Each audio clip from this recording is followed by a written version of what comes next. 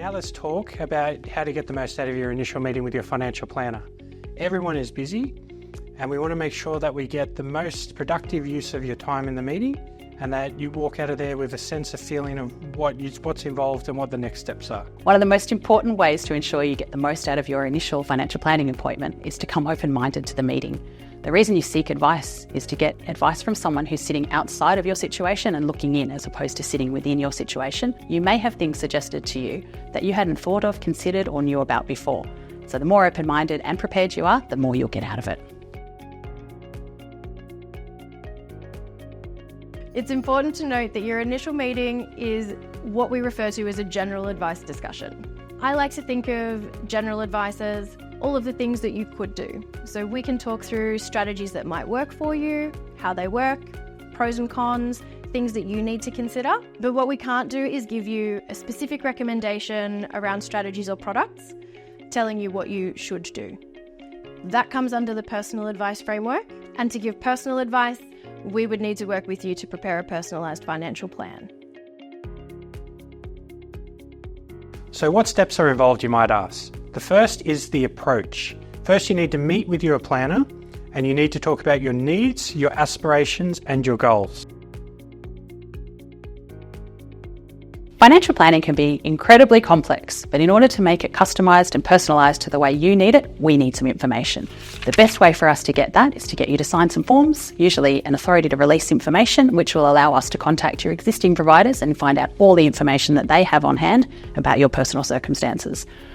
With that information, we're then able to best assess appropriate advice for you. Without that information, we can't.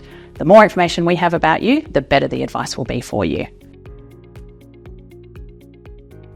All right, so now we get to the exciting part. This is where we look at step 3, and this is the due diligence. So this is where we get all of the information you provide us and we start doing our comprehensive modelling. We look at the opportunities for each of the scenarios that you want to consider, and that's going to allow us to determine which is the best way we can help you.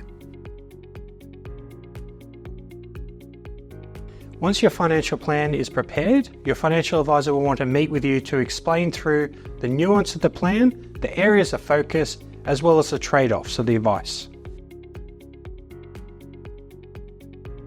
Step 5 is the implementation part. So this is where we have identified all of your goals. We understand what we're going to be doing for you. So we take all of this away from you.